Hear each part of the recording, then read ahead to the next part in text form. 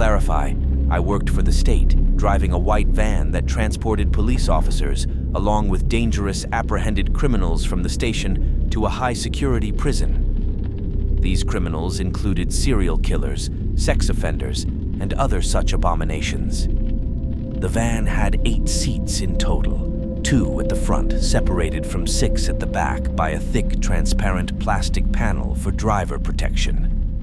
I was never specifically told the crimes they had committed, but the drive could be over an hour long, which meant I often had enough to gauge from their conversations and ramblings.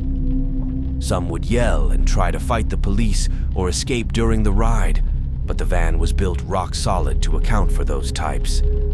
Some were child abusers, molesters, and remorseless killers who gloated about their sins. Others would beg the police to let them go. I was disgusted by these people, but never disturbed to the point of wanting to quit. After 10 years on the job, nothing fazed me anymore. In fact, I was proud of what I did. The more horrific the person, the more I liked the idea of sending them off to get what they deserved.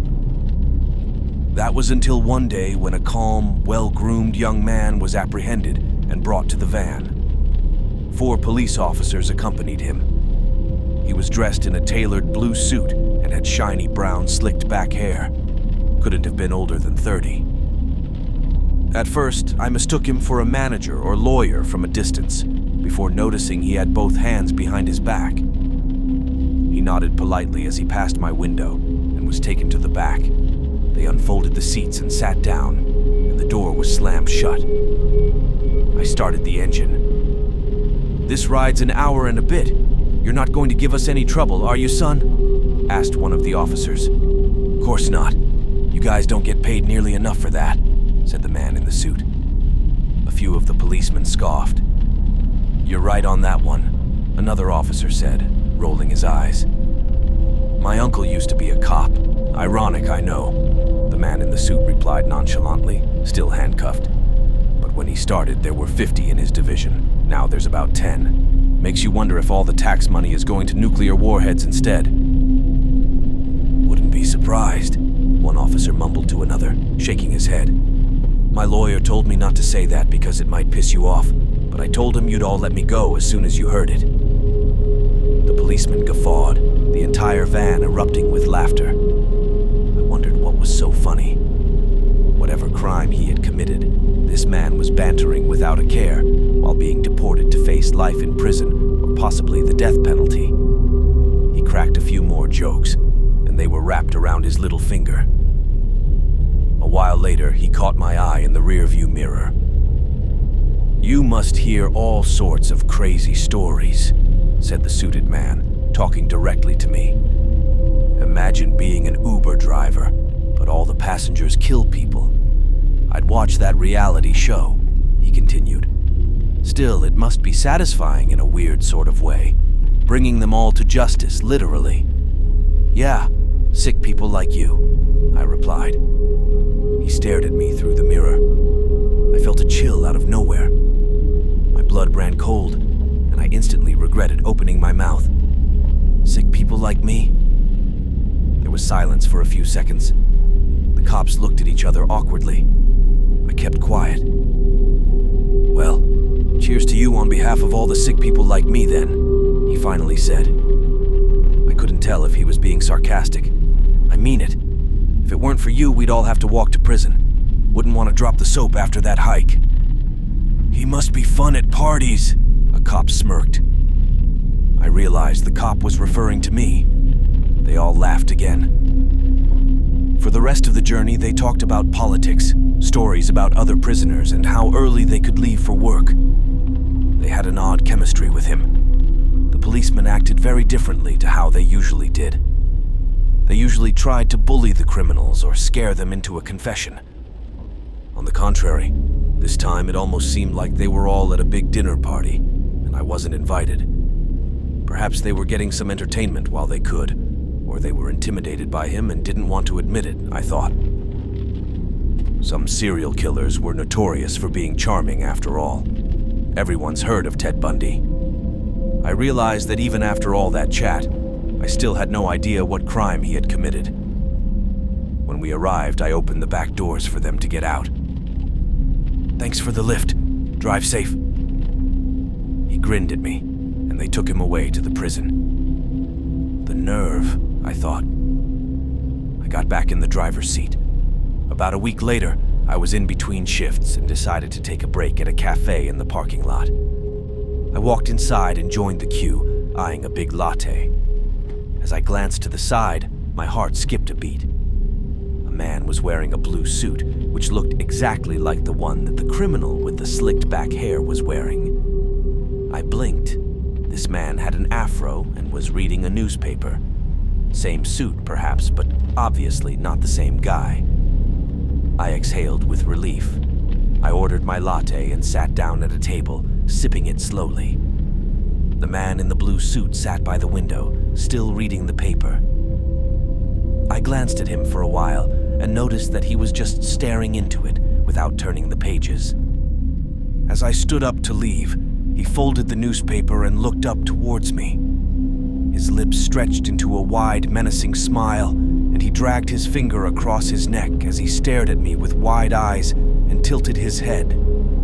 We stared at each other for a while in silence, my heart starting to race. Then I looked around frantically, suddenly concerned for my safety. Everyone in the cafe was absorbed in their own world. It seemed like no one else had seen the gesture he had made towards me in a very public space. I rushed out of the cafe, glancing behind me every few steps, suddenly paranoid. He turned my head to lock eye contact with me, gleeful that his threat was having its intended effect on me. For the next few days, I kept hearing noises, footsteps, scratching, sometimes even the sound of someone breathing behind me. When I turned around, there would always be nothing there. Just as I thought I was turning schizophrenic, my suspicion that something was out to get me was confirmed again. I was at the grocery store on the weekend, putting vegetables in my cart as a woman wearing a blue denim jacket and flowery dress was walking towards me. She was pushing a cart with a baby strapped to the seat. "You better watch your back," she whispered as she walked past. That caught me off guard. I whipped my head around and she kept walking without looking behind her. She wasn't talking on the phone, and she wasn't with anyone else apart from the baby. That warning was undoubtedly for me. Had I just pissed off a cult of people dressed in blue? I got in the van the next day at 7 a.m. and headed off to the station. There was heavy traffic, and I was convinced I'd be late for work. I turned into a long stretch of road that was next to a steep drop, a metal railing fencing off the edge on the right. As I drove along the congested road, stopping and starting to move a few feet incrementally, I stared at the bumper stickers on the back of the white van in front. "It's gonna be a good day." There was a sun with a smiley face next to it. The traffic finally started flowing, and I approached an intersection where cars merged from the left-hand side. A set of traffic lights came just before it. I looked at my watch. "Please don't turn red. Please don't turn red," I thought. As if the universe was conspiring against me, the lights turned yellow, and as the van in front of me sped past them, they turned red. Fantastic. I slammed the brakes and looked up. I only saw the van in front for a split second, and suddenly out of nowhere, a massive lorry T-boned it violently from the left. A loud crash combined with a painful crunch stunned me into paralysis. Both vehicles crashed through the railings and went hurtling over the edge of the cliff. The lights turned orange, then green, but I remained unmoving in silence, shaking. There was an empty space in front of me where the van had just been. I could see people through their car windows, horrified and calling the police. Eventually, I snapped out of it and drove numbly to a side road without having fully processed the event. I parked there and called my colleagues at the station to inform them about what had just happened. A few days later, I found out that both drivers had died on impact. The lorry had crashed into the van driver's side at 90 mph, crushing him instantly. They thought it was a freak accident at first, until they recovered the remains and discovered the lorry driver's phone, which had been in a holder stuck to his windshield. It wasn't a GPS on the phone that was guiding him. At the time of the crash, he had been using a navigator app connected to a tracking device. The device had been tracking my vehicle. The police searched my van top to bottom and found the bugger stuck to the underside of one of the back seats. The seat that the man in the slick-backed hair wearing the blue suit had sat in on his ride to prison about 2 weeks ago. I pieced it together as soon as they told me. The motherfucker must have slipped that out from a pocket or something and stuck it to the inside of my van as soon as I pissed him off. Turned out he was an infamous underground weapons dealer. A lot of people who had their firearms confiscated, most of them for good reason, knew he was the guy that would supply them, so were absolutely infuriated when he got caught. Apparently he had a cult-like following among those people, and wearing all blue was their low-key way of supporting him. I don't want to get too political here, so I'll just say that this guy was very well connected and had a lot of people on his side, even if it was under the radar. And I was their next target. I figured Blue Suit Guy must have somehow communicated to one of his cronies about the tracking device on my white van and told them to get after me. By pure chance, another white van was in front of me at the very moment they decided to strike. They must have mistaken the driver for me, knowing the vehicle was a white van in that approximate location. If those traffic lights hadn't turned red at the exact moment they did, that would have been me. I was supposed to die a horrific death that day.